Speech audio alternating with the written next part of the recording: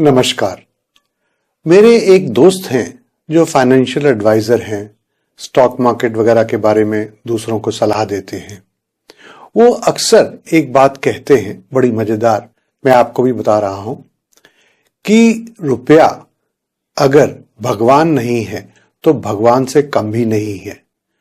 हो सकता है कि हम में से कुछ लोगों को इस बात से सहमति हो और कुछ लोगों को ये बात पसंद ना आए। चलिए, मत जो भी हो, परंतु आजकल के दौरान जब हम कोरोना काल से गुजर रहे हैं तो आप स्वयं जानते होंगे कि कई लोगों के जीवन में धन का अभाव आ गया है। जैसे कि कुछ लोगों की नौकरियां नहीं रही हैं या कुछ लोगों के वेतन में कटौती हो गई है।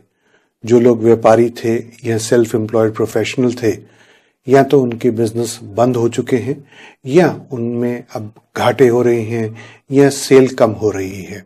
नहीं, मैं ऐसा नहीं कह रहा हूं कि सभी का ये हाल है।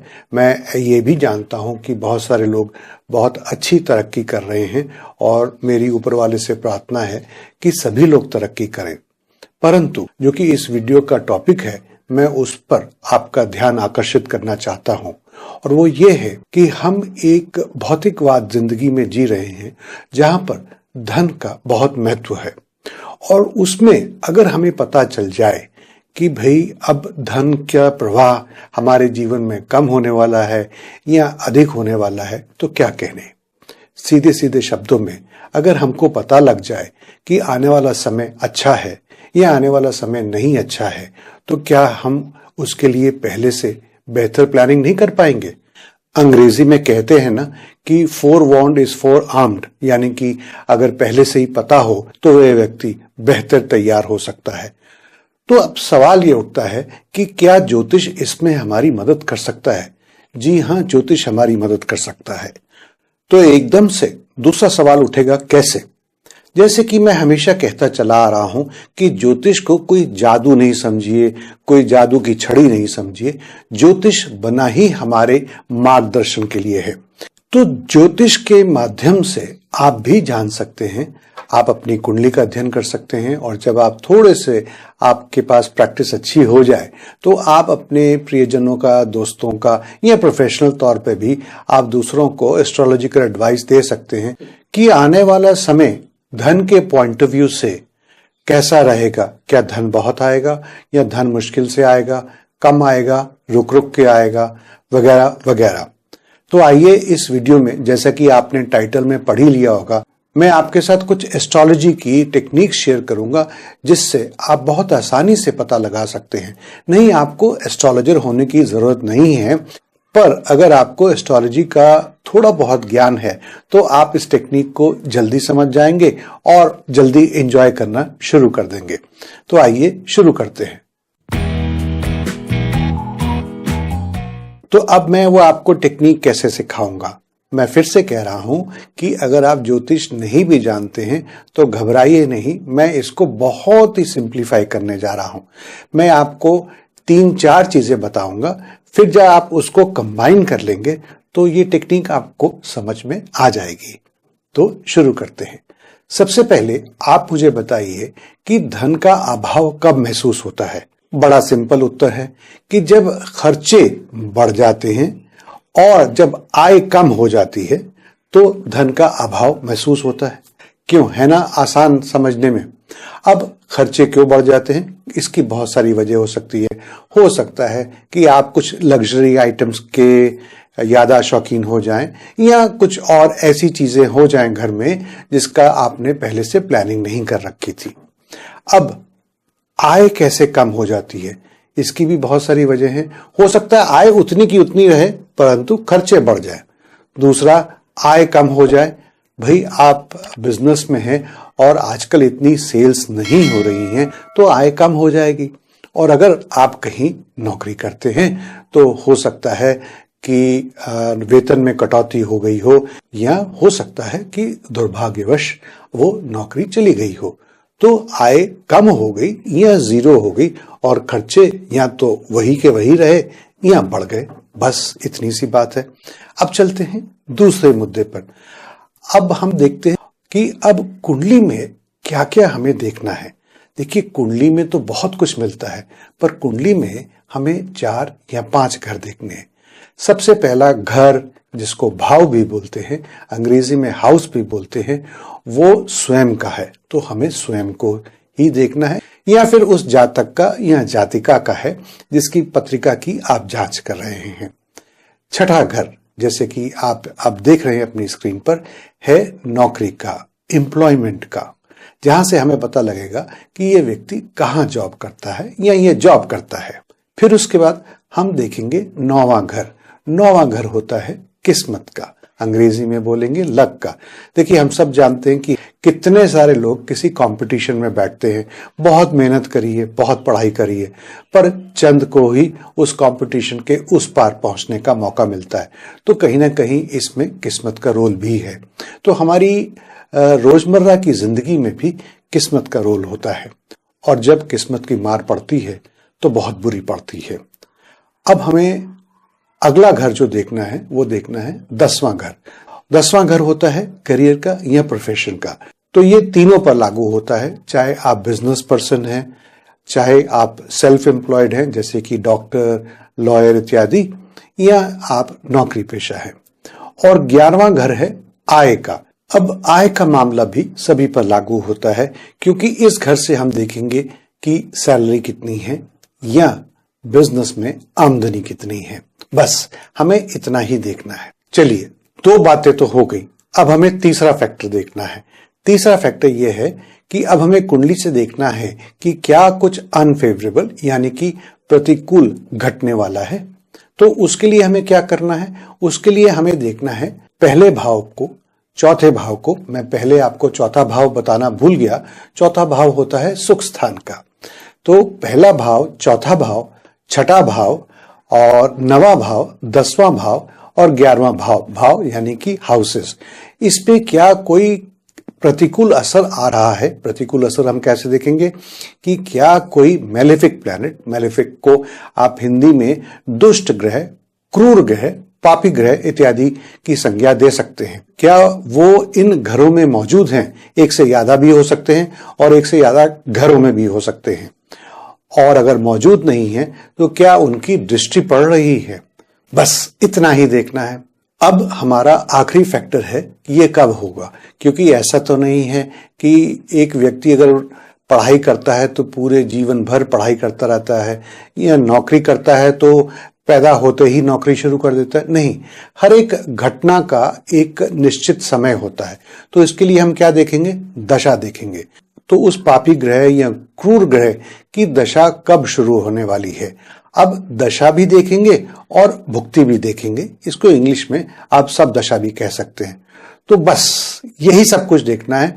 और अब मैं आपके सामने एक पत्रिका पेश कर रहा हूं, ताकि अब आपको मैंने जो अभी तक बताया है उसको आसानी से आप अब देखेंगे और बड़ी जल्दी आप समझ जाएंगे।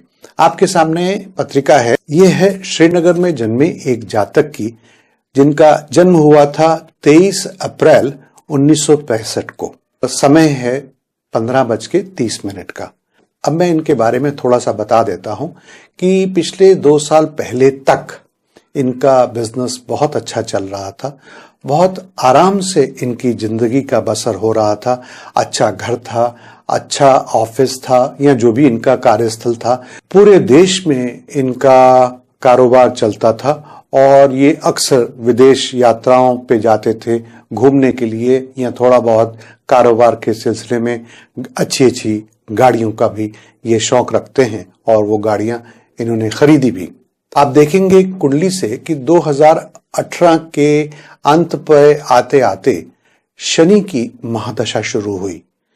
अब आप ध्यान से देखें कि शनि इनकी कुंडली में षष्ठम और सप्तम भाव के स्वामी हैं।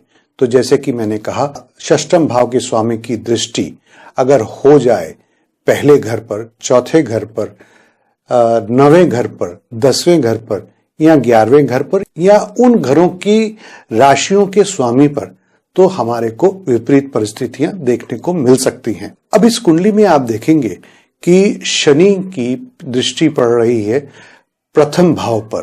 प्रथम भाव यानी कि स्वयं का।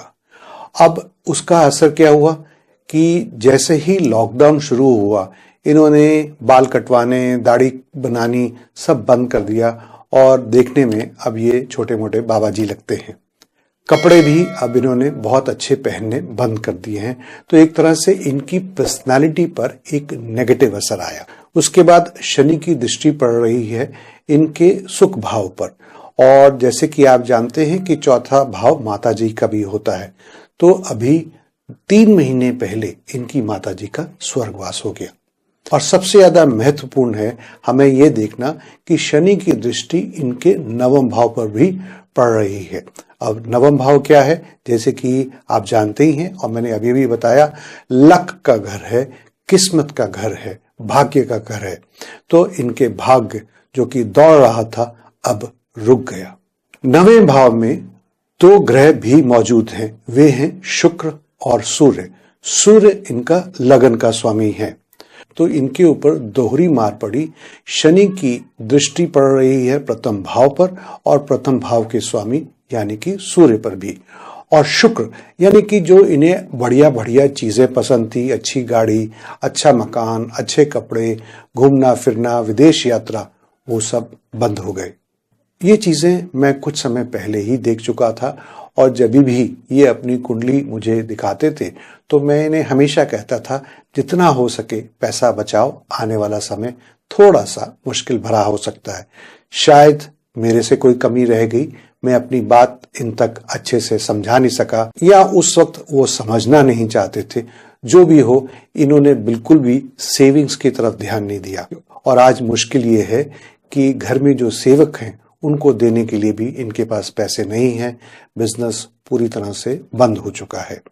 तो अगर ये स्वयं जानते या इन्होंने मेरी बात मानी होती तो शायद शायद शायद इन्होंने कुछ पैसे बचाए होते और ये मुश्किल की घड़ी के दौरान शायद ये थोड़ा सा अच्छा गुजर बसर कर लेते। तो अब ये देखते हैं कि क्या ये संयोग है कि जो हमने कहा वो सही बैठा। नहीं, आप भी ट्राई करिए और मैं आपके साथ एक दूसरी टेक्निक शेयर करूंगा जो ये कंफर्म करेगी कि ऐसी घटना ऐसे जातक के साथ हो सकती है। परंतु वो टेक्निक शेयर करने से पहले मैं आपको बताना चाहूंगा कि हम ऑनलाइन ज्योतिष की छोटी छोटी क्लासेस करते हैं जो एक वीकेंड पे होती हैं, यानी कि सैटरडे संडे ऑनलाइन, और कुछ क्लासेस मध्यम अवधि की भी होती हैं जैसे कि 15 लेक्चर्स, वो भी ऑनलाइन होते हैं। और मैं इसी तरह से ज्योतिष को बहुत आसान तरीके से आसान करके आप तक पहुंचाता हूं। तो आपको आमंत्रण है, आप भी मेरी क्लासेस ज्वाइन कर सकते हैं और हमारी फीस बहुत ही रीजनेबल और बहुत ही वाजिब है। आपको इसके बारे में और अधिक जानकारी चाहिए तो डिस्क्रिप्शन बॉक्स में हमने लिंक दे दिया है, या फिर आप हमारे ऑफिस में फोन करके भी जानकारी प्राप्त कर सकते हैं। तो आइए अब चलते हैं एक और टेक्निक की तरफ जो कंफर्म करेगी कि ऐसा पहले से ही प्रेडिक्ट किया जा सकता था, और उसके लिए हमें थोड़ा सा नक्षत्रों का ज्ञान होना जरूरी है। आप देखेंगे कि इनका जन्म नक्षत्र है उत्तर आषाढ़, इनका चंद्रमा उत्तर आषाढ़ में है, और अब जो इनकी महादशा चल रही है वो है शनि की, और शनि है पूर्व भाद्रपद में।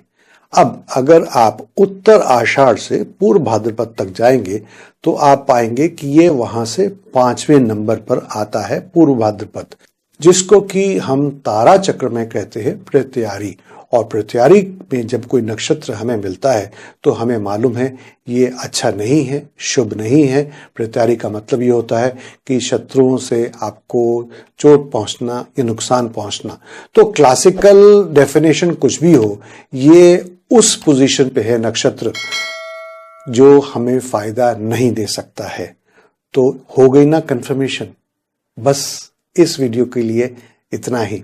और हाँ, अगर आप जानना चाहते हैं कि पैसे कैसे बचाएं या धन के बारे में क्या उपाय हैं, तो हमने कुछ वीडियोस पहले से ही अपलोड किए हुए हैं और आप उन वीडियोस को देखकर अपने घर में सुख समृद्धि को आमंत्रण दे सकते हैं। मिलते हैं एक और वीडियो में।